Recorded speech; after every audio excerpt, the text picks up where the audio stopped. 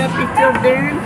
And thank you very much for the Mother's Day gift sa mabait kong son-in-law and my beloved daughter. Yay! A new bag. Nice bag. Kasi bagay na bagay sa senior citizen. Ay! Nice. See this? Oh. Very light material.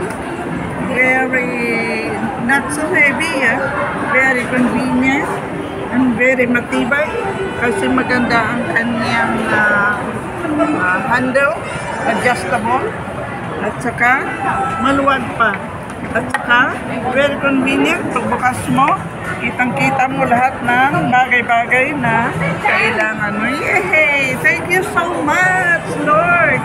Thank you sa mga mabait na tao na nagbigay sa akin ito. Mother's Day. Thank you so much. At saka dito, magdi-dinner po kami. Wow! Food again. Wow, nice. Wow! Thank you so much. Now, para sa mga mothers, mga mommy, sa mga mamay, mga mama, no?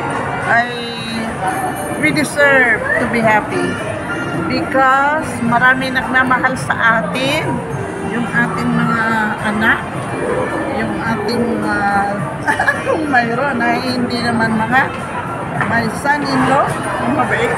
Niligaluhan ako ng bag, nice bag.